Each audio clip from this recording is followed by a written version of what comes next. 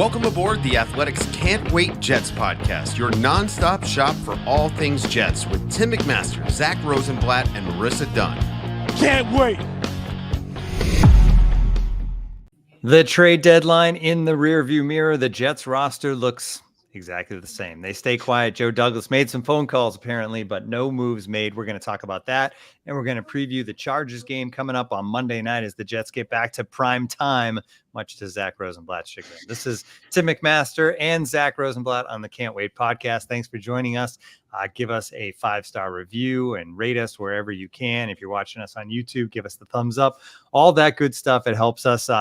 Bonus host again today, second straight week, getting ready for a game. We have our athletic reporter, Daniel Popper, covers the Chargers for us and has for a long time now. But way back before he did that, he also covered the New York Jets. So he understands both sides of this. And really this season, it feels like a whole lot of pain in a lot of ways on both sides of this. But thanks for coming on, Popper. We appreciate it. Thanks for having me, guys. Zack, what year did you cover the Jets? What was the last time you covered them? 15 and 16, and then a little bit of 17. So a lot's changed since then, obviously. A few coaching changes. Yeah, quite a bit. So I had the fantastic Fitzpatrick, Decker, Marshall season, and then the utter calamity that was those first 5 games of the next season. Was there for the Geno punch. A lot of good stuff. A lot of important moments in Jets lore. I'm sure. When was the last time you came back to MetLife? I'm sure it's still cool for you to come back here, right? Yeah. Always cool. Always cool to come back. Honestly, I can't remember the last time. Yeah, I can't remember. I believe there was a Chargers Jets game in 2019, but I can't remember for sure. But yeah, I mean, I grew up, going to Giant Stadium and then going to MetLife, and so I used to sit there as a little kid and point up to the press box and be like, one day. So always a pinch me moment when I get back there, and obviously always great to see all my friends on the Jets beat. Now living the good life in Southern California. Got as far away from Connor as he could, I think, is what it was. Exactly. You're right on it there. All right, let's get into this a little bit. So we're going to preview the game first because Popper's got a limited amount of time, and then we'll get into news and notes and the trade deadline and picks and all that stuff afterwards. But let's get right into this game. You have a 4-3 Jets team. Somehow they've gotten there. They're 4-3, and you have a 3-4 Chargers team that had, I would say, pretty good expectations coming into the year with Justin Herbert and this offense. But these Chargers losses, Popper, 3 of the 4 by 3 points or less, and it always seems self-inflicted, right? Yeah, absolutely. I think you sort of have to start on the defensive side of things. Obviously a better game against the Bears on Sunday night, but it's the Bears, so hard to put a ton of stock into it. I think you've seen an improved run defense. I think you've seen an improved pass rush, but the pass defense has really been an issue. The secondary in particular, they're giving up way too many explosive plays, and it really hasn't mattered who they're playing against. Everyone's been able to really attack them deep, as evidenced by, Ryan Tannehill completing 2 passes of at least 50 yards in that Titans game in week 2. So that's really been the issue. You're starting to see it maybe come around, but again, how much stock can you really put in how a secondary plays against Tyson Bagent, a Division II quarterback making his second start? So you really have to start there. I think the inconsistencies lie there. And then offensively, the run game hasn't been as good as they sort of expected it to be, and you've seen some inconsistencies from the first half to the second half. They've only scored 1 touchdown in the second half over the last 4 games, and so you just haven't seen a team that's been able to put it all together in terms of finding that real stretch of complementary football against good competition. That's really what I'm watching heading into this game. Does this one feel especially? I mean, they're all important, obviously, especially when you start off like that. But does this one feel especially important because you talk about the defensive struggles? The Jets aren't an offense that's exactly putting up yards or points like this.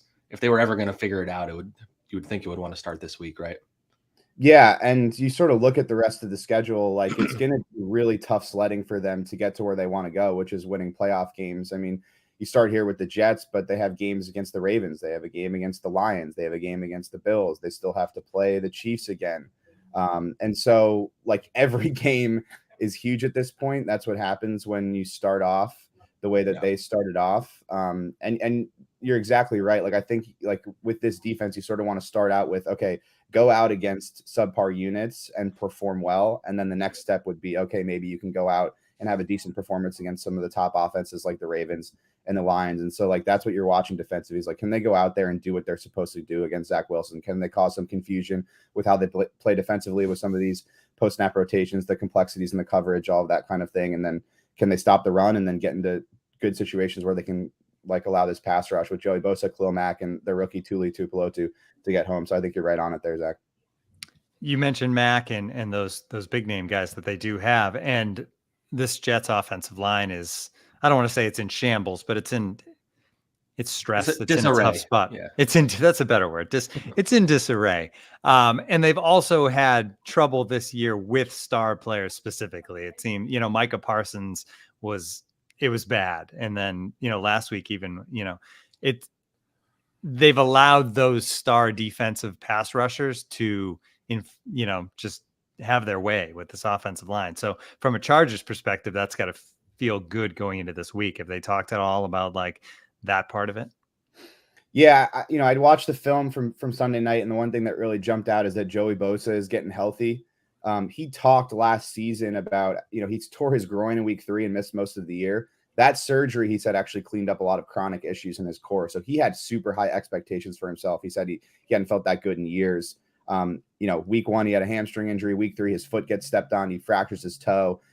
Sunday night was really the first time it felt like he had sort of moved past those early season injuries and really saw like the fully realized version of Joey Bosa as a pass rusher and as a run defender. And so what they'll do in pass rush situations is they'll get all 3 of those guys on the field. Tuli Tuipulotu was their 2nd round pick out of USC. He's a real player already. So they have 3 quality edge rushers. And what they'll do is they'll pair 2 of those guys on the same side. And what they debuted on Sunday night was Joey Bosa and Khalil Mack on the same side, sort of engineering those one-on-ones with Joey Bosa more into like a 3 technique alignment and getting one-on-ones against the guard. He got a sack in that situation. Obviously, those 2 guys on the same side is something that the Jets are going to have to deal with. Big reason they're able to do that is because Tuli Tuipulotu has come on, and they really believe that he can get that pressure on the other side, sort of one-on-one or by himself over there and really push the pocket from that side. And so that's the game plan here for the Chargers defensively. The secondary sort of is what it is. They've been a better run defense. So stop the run, get in those pass rush situations, buy an extra count by, rotating post snap and creating some confusion for the quarterback, and then allow those 3 edge rushers to get home. That's going to be the plan for them to be successful defensively, and we'll see if they can execute it. And you talked a lot about the defense on the other side of the ball. Obviously, their offense is pretty explosive and they've scored a lot of points and stuff. But like when the Chargers offense is at its best, like what are they doing? Like I know obviously they have those talented receivers. They have Eckler. The Jets do match up with them pretty well in terms of that stuff. But yeah, what's a Chargers offense at its best look like? Yeah, I think it starts with running the ball, actually.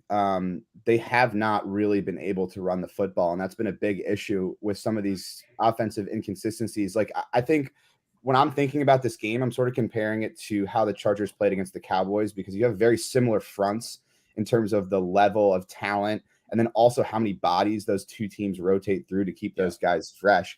And so when you're going up against a front like that, you have to keep a team off balance. You have to be able to establish some sort of run game so that those defensive linemen aren't getting off the ball and getting after the quarterback, and then also rushing in very good situations, whether you're talking about 2nd and 3rd and long. So like that to me is the plan this week for the Chargers. Like, how can they get this run game going? I think they're going to try and get really creative. They've tried a bunch of different stuff, whether that's, lining up an offensive lineman at fullback and Jordan McFadden, the rookie, jet sweep stuff with Darius Davis and Quentin Johnston, their 2 rookie receivers, going into the Wildcat even. How do they get that run game going, do things creatively to keep that front off balance? And then once you do that, then you can drop back and really get into the drop back game and not be worried about this pass protection breaking down, because that had really been an issue over the previous 3 games before Sunday night. They've been giving up like a 40% pressure rate, and a big part of that is that teams just don't have to respect the run. So like a good Chargers offensive game, I think, starts with a really creative run plan early in the game, get the front off balance, get into your play action game, and then, in the 2nd and 3rd quarter, once that defensive line is off balance, really drop back and try and attack the deep part of the field with your talented receivers, between Keenan Allen, Josh Palmer, Quentin Johnston, and that group. So the Jets formula all season, because they don't really have confidence in their passing game, has been to like make it an ugly, low-scoring game where the defense is dominating. You just kind of like grind out a win. And it seems like that's probably the right approach for the Chargers too, especially because of their run game, right? I like if the Jets are going to win this game, it's probably going to be they're trying to force them to play the Jets way kind of thing. Yeah, I think like from the Jets perspective, as long as they're constructed as they currently are, like they're going to try and make every single game really muddy. And so that would be my expectation. Like I think the plan is to get that run game going. Yeah, I of course. expect it to get going, and then when you get into that situation, it's going to be Justin Herbert running for his life and trying to make plays off script, which he's very good at. Can you rely on that week to week? No, particularly when you're going up against the front like this. And then I think defensively, like I know Zach Wilson is what he is, but great receivers have gone off against this defense. I mean, you can go down the list, whether it was Tyreek Hill in week 1, whether it was Justin Jefferson in week 3, CeeDee Lamb in week 6, Travis Kelce, in the Chiefs game. And so like, really good, talented pass catchers are able to find soft spots in this defense and really go off. And so, can Zach Wilson find Garrett Wilson really get that thing going in the passing game? I think that's potentially an option, but and if that happens, maybe it'll turn into a bit of a high scoring game. But my expectation is with the way the Chargers are running the ball, that this is going to turn into a muddy game, like you're saying. Yeah, I know you got to get going. So, just how do you think this game goes? Like, how are you feeling about how this is going to go on Monday night? Yeah, I'm sort of looking at like I've been saying, sort of this run game situation. I think like you're going to end up in a situation where the Chargers are struggling to run the ball, and I really feel like this Jets defense is going to be able to get off the ball. In terms of their front. Can this Chargers offensive line pass protect in those situations? I think that ultimately it's going to come down to that. And as this game sort of progresses, they're down Corey Linsley at center, which is a big point that I wanted to make here. He's a lot of what they do in terms of their pass protection runs through him. He's an all-pro level player. They've replaced him with Will Clapp. Rashawn Slater at left tackle is dealing with an ankle thing. He's not what he has been, when he's healthy, like, which is an all-pro level left tackle. And so that's what I feel like the game is going to end up coming down to, is like, how do the Chargers pass protect against this really talented Jets defensive line? If they can hold up, Justin Herbert, had a bounce back game last year. And if they can give him some time, you expect their offense to sort of click in the passing game perspective. But that's really the matchup that I'm looking for. And I think that's really what the game's going to come down to. All right. Good stuff. Popper, thanks for coming on. We appreciate it, man. Buddy. All right, guys. Appreciate you. Thanks for having me. All right. That was Daniel Popper, another friend here at The Athletic, covers the Chargers for us. There was one question in the chat for Popper that if we had a little more time with him, I was going to throw in that. And it was just, do the Chargers actually have fans? Which I don't know if we've really got a conclusion. This would matter more if the game was out there, because you could legitimately have a Jets fan take over. And we've seen that with some popular teams. The thought of going out to LA, seeing a gorgeous brand new stadium and cheering your team on against a team that doesn't have fans is pretty good, right? But the game is here. I will say, I do know, just knowing Popper and having like witnessed some conversations like this, I think he does get annoyed when people say there are not fans, because I think, he does a great job, which is a big part of it. I think he's a very talented writer and reporter, but I think, and he does have subscribers, and he does, and he has, and his stories, if you look at them, like I like to look at comments, and that's how you kind of have a good idea of fan bases that like to drive conversations, and it does seem like that way. So I have never witnessed like a very passionate Chargers fan base, but it sounds like there is one. Their issue is they lost a lot of fans when they left San Diego. I think even when they were in San Diego, I think they had a hard time filling the stadium, but like there were Chargers fans and they were all very offended by the LA thing. And in LA, they're already indifferent to most of those teams. It's always like one or the other. Like the Clippers have tried for years to break through, and they're just never going to be the Lakers. And, Angels and Dodgers, nobody really cares about the Angels out there. Football is even weirder though, because football, you have two teams that weren't there. Yeah, but the Rams were there like back in the day. So I think they did have some like OG Rams fans out there, and I think they're doing fairly well. But yeah, it's the Chargers are in a tough spot. Eric Dickerson. I never really understood that move for them. I mean, I know it was financial, but in terms of like trying to cultivate a fan base, like, and they have a quarterback in Justin Herbert is just like so perfect for like the California vibes and stuff. But I don't know. I love California and like going out west, and San Diego in particular. So the fact it annoys me that I don't get like a San Diego road trip. I missed out on those. But yeah, I mean, SoFi is a great stadium. I don't know when the Jets will be there next. I don't think they're not going to be there next year. So I don't know when that probably will be a while at this point, but it's a great stadium. We do get to go to the Vegas stadium next week, which I am excited about. If I was transplanted to LA and had to pick a new team, I would go with the Chargers just because of the uniforms over the Rams. They wouldn't even great be questions, but I do think there's more Rams fans. Yeah, and Chargers fans are maybe not as tortured as Jets fans, but it's like a different kind of torture because the Chargers every year it seems like they're going to be good, and every year they just blow games by shooting themselves in the foot like every week. And a lot of times they're more talented, or they have bad injury luck. Like they've had some of the worst luck of any franchise in sports.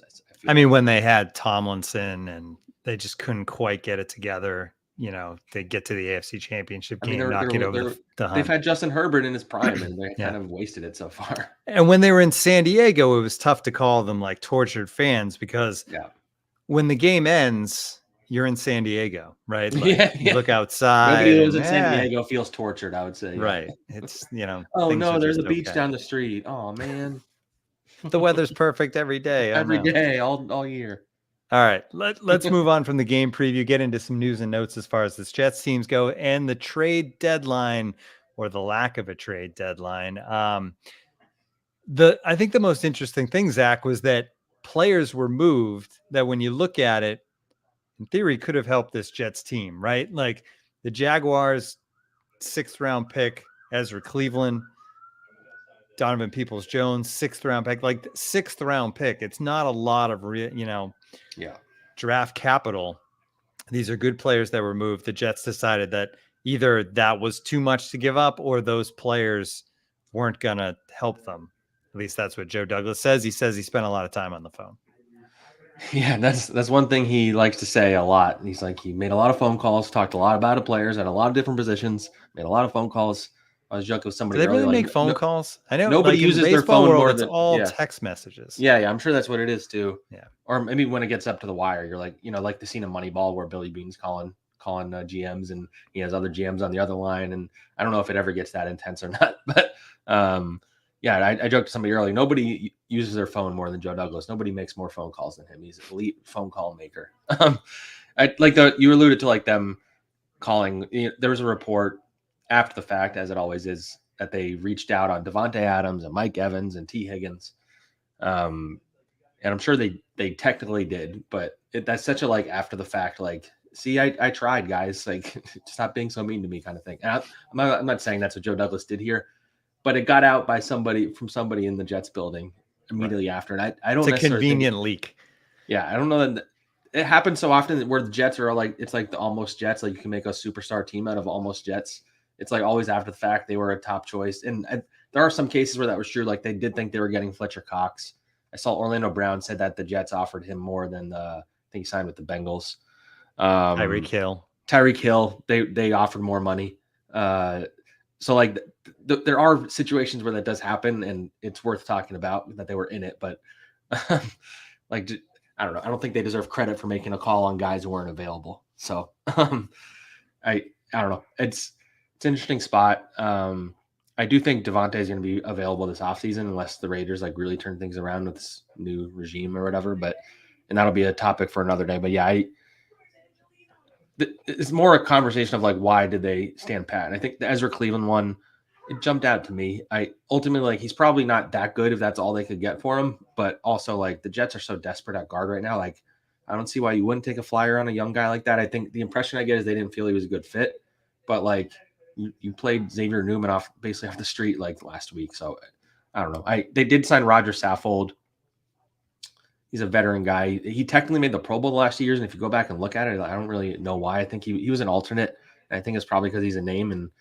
And I think some of the voting has to do with being like a name with Pro Bowl stuff sometimes. Because if you look at like the PFF ratings, which aren't like perfect, but he was like the third worst guard out of every guard to play like a certain number of snaps last year. So, 44 was his rating last year. PFF. Yeah, out of like 44. Yeah. So I'm not banking on him making a huge impact, though. Based on the Jets' luck on the offensive line, it would not shock me if he was playing at some point this year.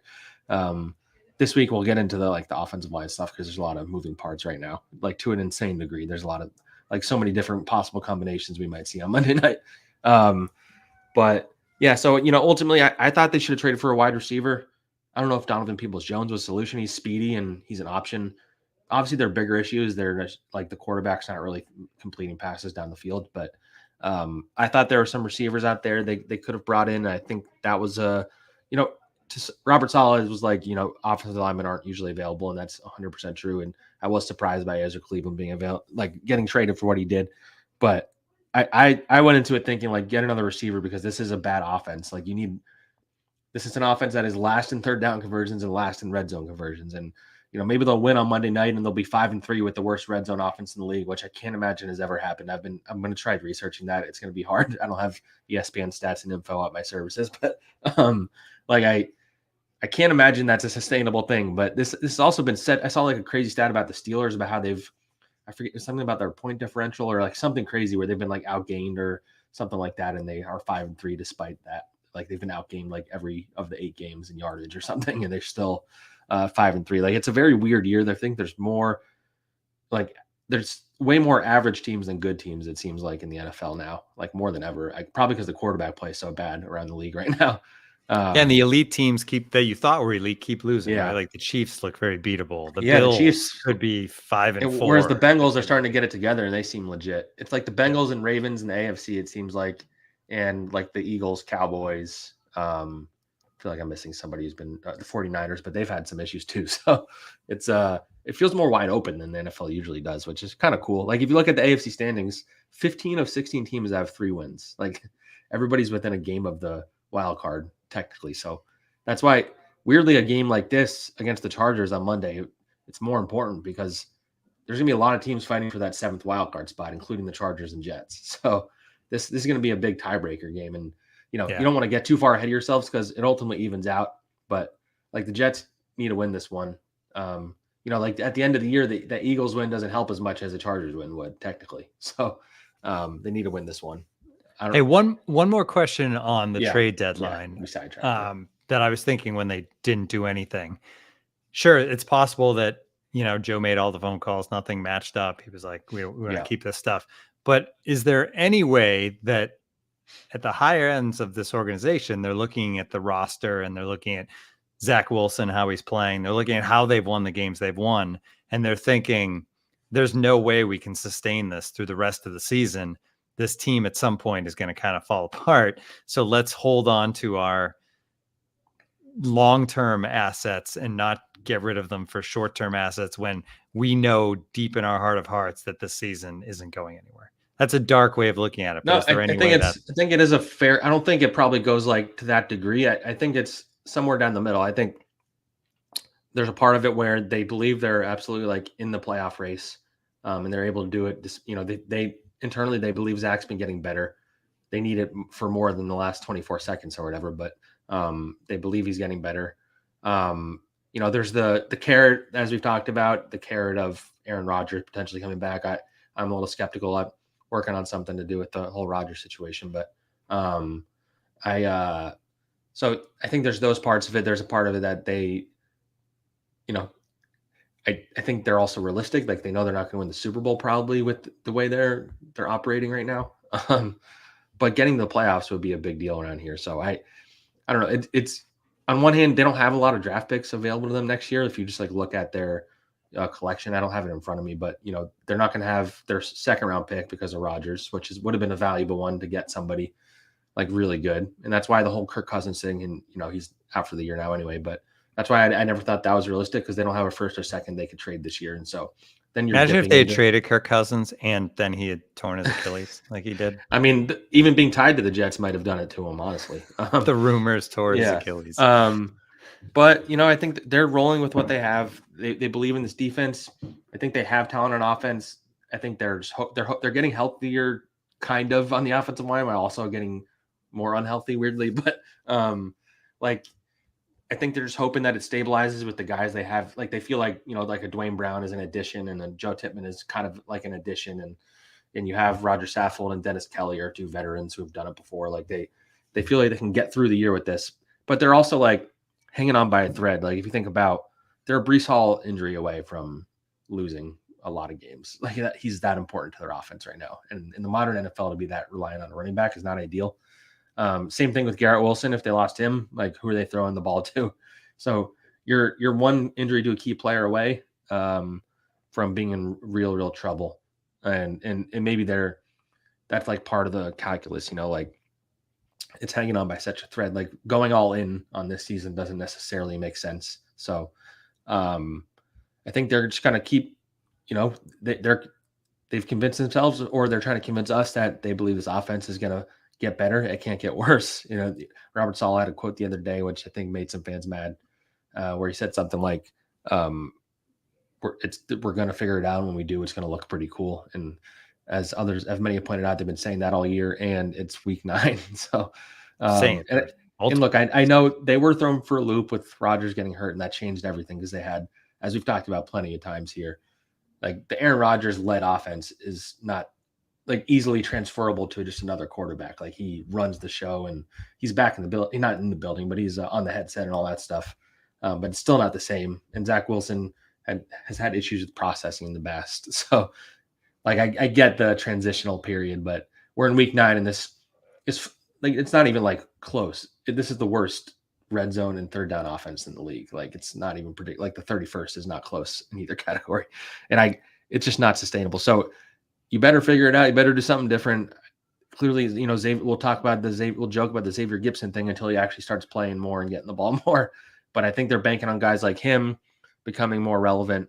They're banking on, Zach Wilson's played a little bit better, and that's led to Garrett Wilson getting the ball more and making more of an impact. The tight ends, they believe they have the pieces around Zach, and you hope that Brees just kind of like accidentally breaks free for 50 yards for a touchdown sometimes. Basically need that every week. I say, the grind it out thing, like it's going to be harder to grind it out to a win against a team like the Chargers, which is like, while their defense is beatable, the Jets offense hasn't really exploited bad defenses so far. And the flip side of that is the Chargers, for all the games they've lost, most of the ones they lose, they have like scored or a lot of points or had a lot of yards in them. And most teams don't do that against the Jets, but and the Jets have done good against good quarterbacks. I think Justin Herbert is different than all the other quarterbacks they've played. Not to say he's better than Mahomes or anything, but his like cannon, he can throw it further than anybody in the league. And they have, Keenan Allen and the rest of their receivers aren't that scary, but I don't know. I have a hard time thinking that it's going to be a traditional grinded out game for the Jets. But I don't know. It keeps happening until it doesn't happen. I don't know. Maybe we should expect them to just like, for 3 quarters, we're like, they look terrible. And then they pull out a win at the end and just like, oh, okay, I guess they won. And now we have to be excited again. Well, I think in a lot of ways, this game is going to be as telling as any of them because of the Chargers defense being so susceptible specifically to the pass, right? But also because of the pass rush, I think, because this is really going to test Zach. Can you take a 3-step drop, find your guy and hit him?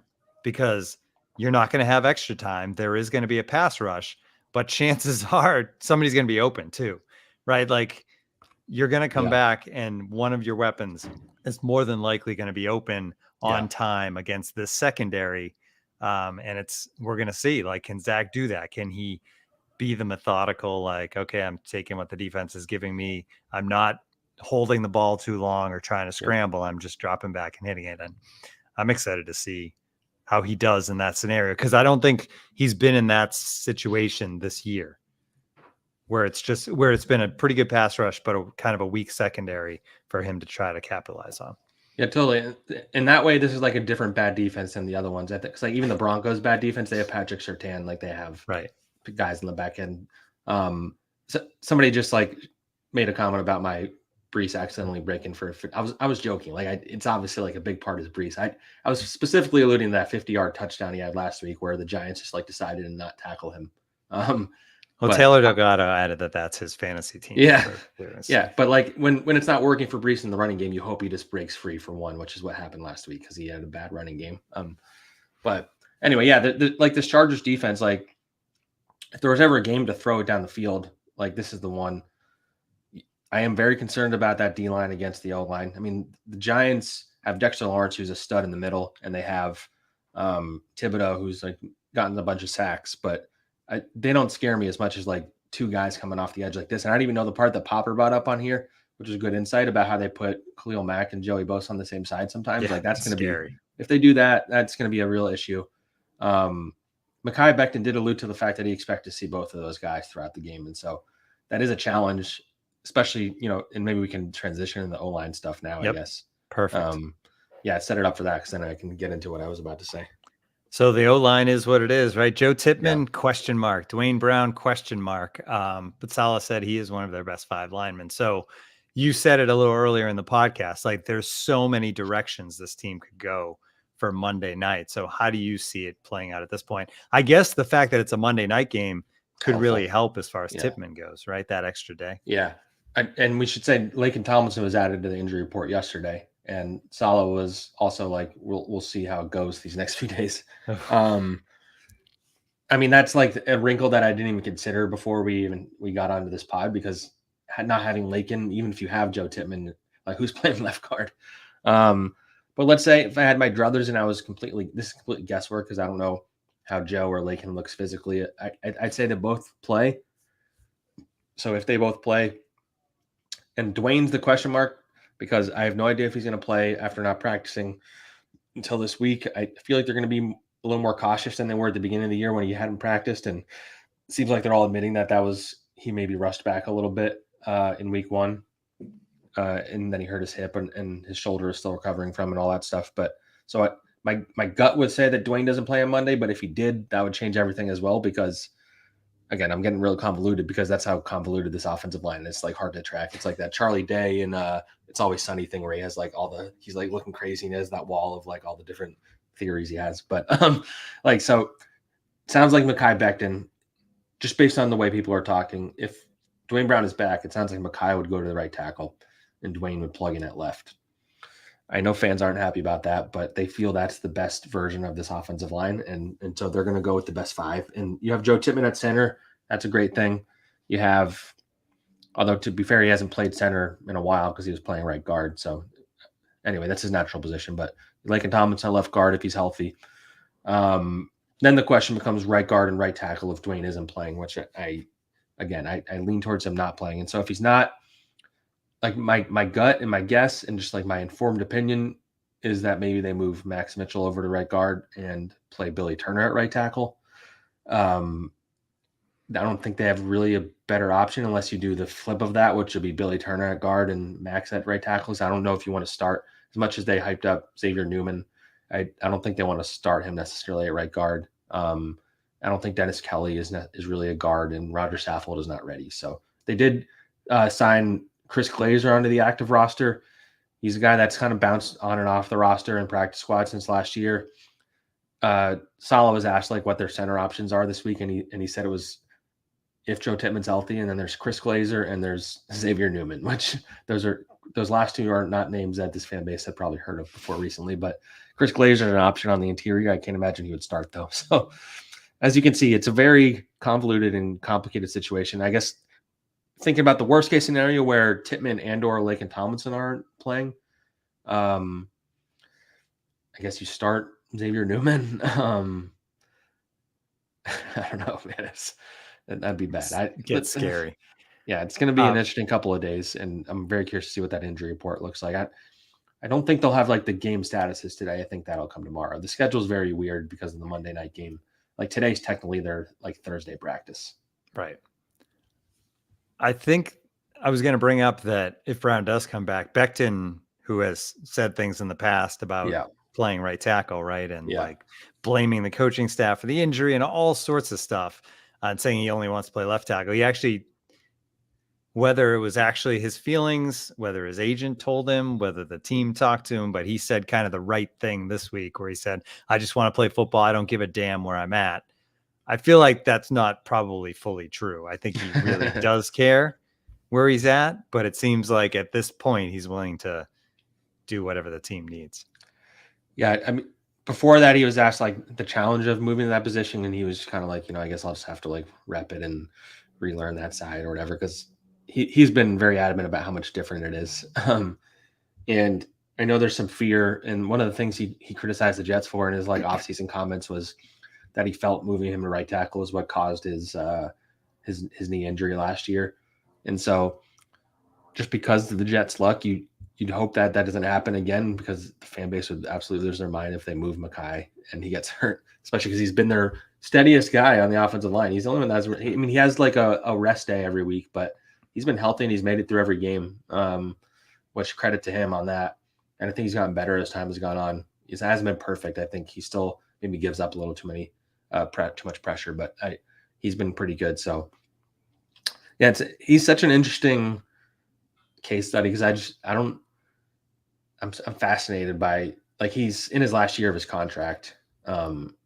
And I don't know if the Jets will be highly motivated to re-sign him, but I can't say that for certain. Like if he keeps playing well, he might go out and get good money in free agency. Like I'm sure he wants to stay on the left side because that's the position he views himself as long-term. But this is kind of where they're at. Like this offensive line is just it's a mess right now. And they do have some pieces and talent with him and Joe Tippmann. And I think Lakin's been solid.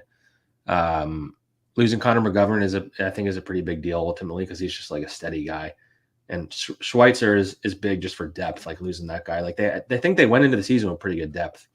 They've just had as bad as luck as they did last year. So I'm very concerned about this O-line against that Chargers D-line. Like that's the ultimate end of the day story.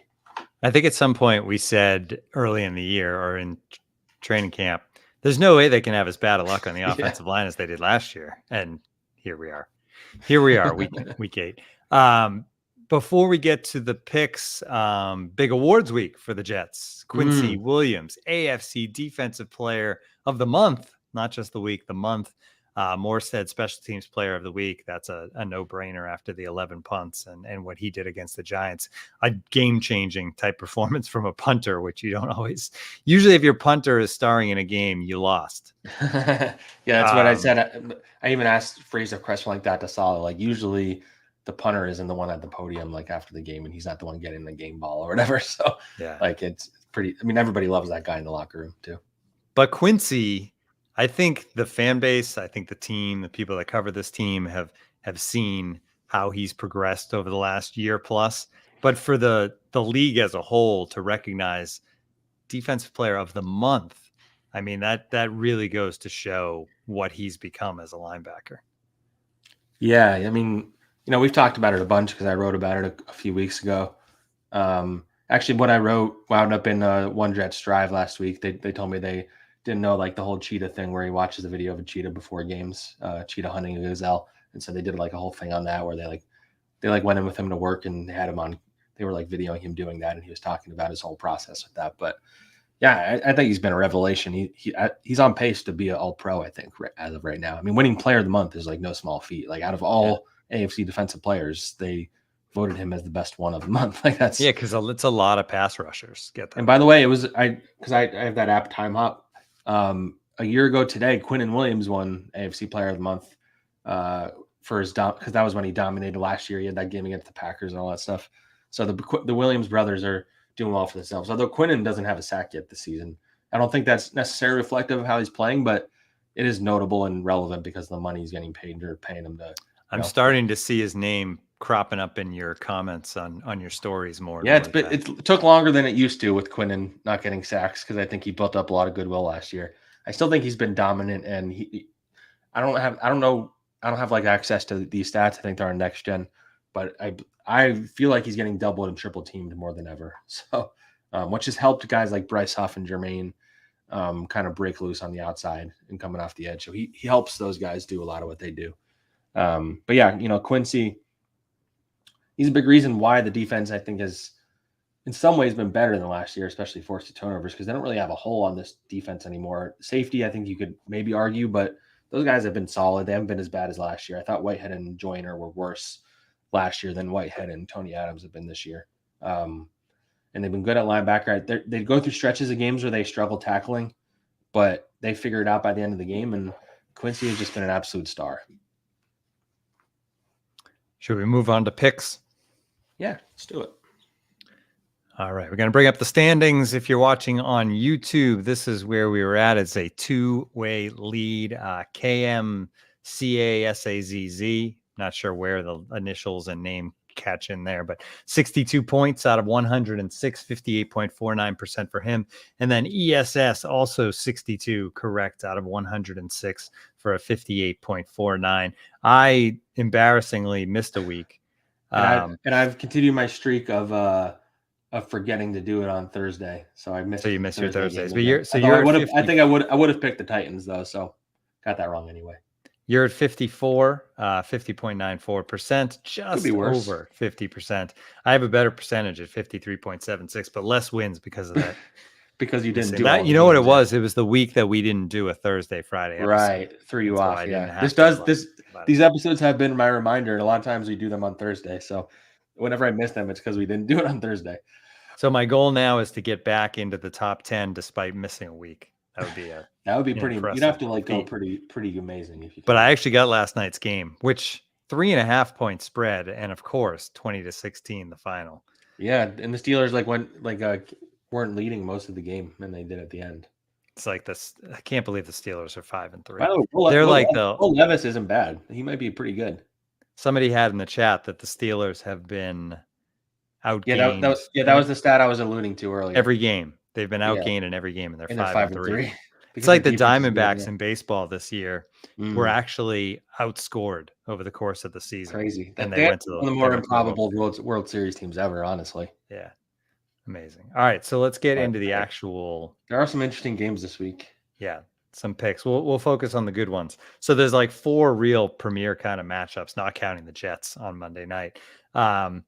Miami and Kansas City. Mm-hmm. These are all tough too. I went with Miami. I just feel like Kansas City's in a funk, and they're not just. This game is maybe they lose this one, and that wakes them up. And I'm not sure. It's in Germany, and those international games always wind up being weird, so they're always hard to predict. But yeah, I think Miami wins that one. Yeah, and they get 2.5 points too, so that helps. So that's one of the big ones. Scrolling down, the rest are all at the end, I believe. Did I miss one here? I think Seattle Baltimore is a good one. I couldn't believe that was one of them. I couldn't believe the line 6.5. I picked the Seahawks easily because I think the Seahawks are pretty good, and they just got Leonard Williams. I don't know. I know the Ravens are they're like the team right now. Everybody's talking about them as like the Super Bowl contender. I think the Bengals are. I keep talking about them. I think they're going to be the AFC Super Bowl team, but I don't know. I think Seahawks can get 6.5 points. Yeah, that one was tough. I took the Ravens, but I figured they probably win by 7.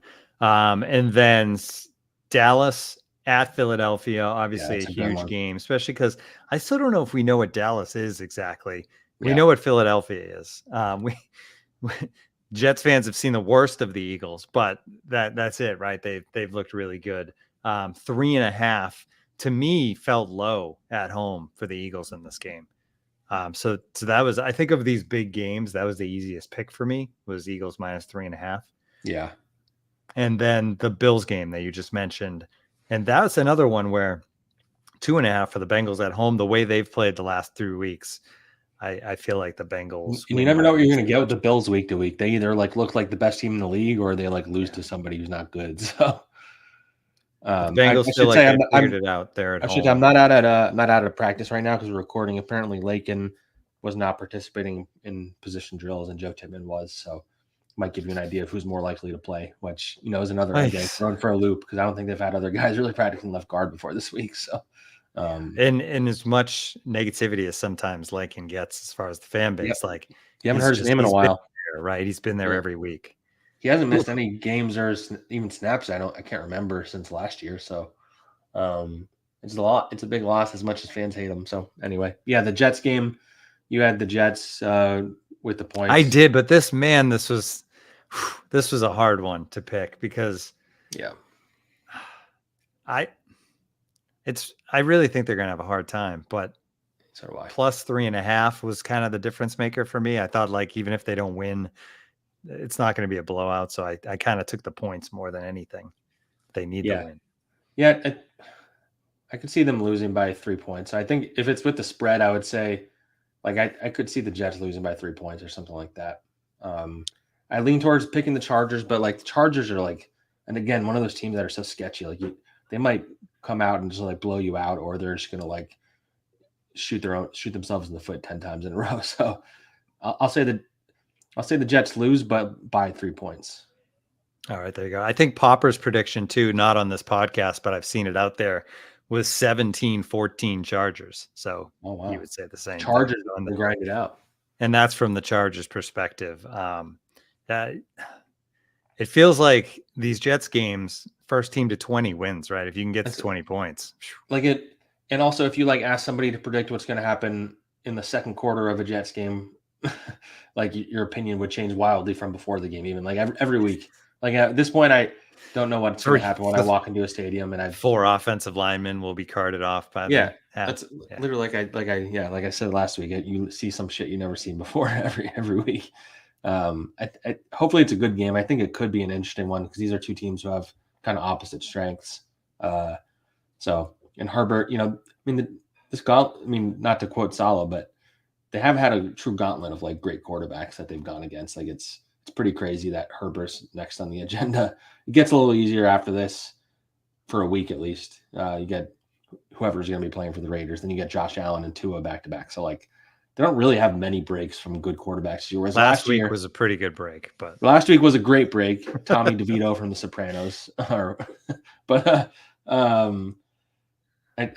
friend of mine who covers the Giants was telling me he was in the locker room and because Tommy DeVito was called up to the active roster, and he was like taking a photo of his game check and was like asking somebody about how the pay stub works, like how he gets his money, like that's how he had literally expected to be in the end of where he is now. But anyway, yeah, last year the whole storyline for non-Jets fans was like they're going against all the backup quarterbacks. That's why they're so good. They haven't really been going against the backups. It's been all starters besides the Giants game. So yeah, and they've beaten some awfully good ones along the way. Yeah.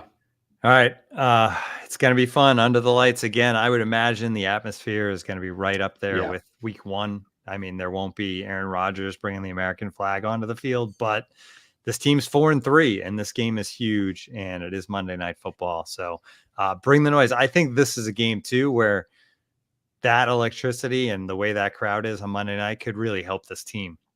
If they get off to, and they haven't done this yet this season, get off to a good start, right? We've seen the first quarter numbers. Yeah. But if this team could get a first quarter touchdown for once. They did get one last week, actually. That was when Brees's touchdown was. Oh, that's right. It was the first one of the year. And this crowd could, but yeah, I agree. Stays positive. I think it could be a real difference maker against this Chargers team. So we will see empowering this team. It's going to be a fun crowd. Although don't put it past Aaron Rodgers coming out of there with the American flag. He's doing crazy things these days down on the field. So at least wave it. And his whole thing is, if you doubt him, then watch what happens. And you just doubted that he could do that. So, man, I wish he was playing just wasn't all this other stuff too. Oh, I know. Right. So we were paying attention to him for all the right reasons. But anyway, we'll be back next week to recap it on Tuesday, probably, right, Zach? Depending on when you get to bed on Monday night, but maybe Tuesday afternoon. We'll have a full recap of this one, and then we'll go on from there. Will these Jets be 5-3 and right in the thick of things in the AFC East, or will they be 4-4 and we'll be questioning everything? We'll see next week on the Can't Wait podcast. Thanks, everyone, for joining us.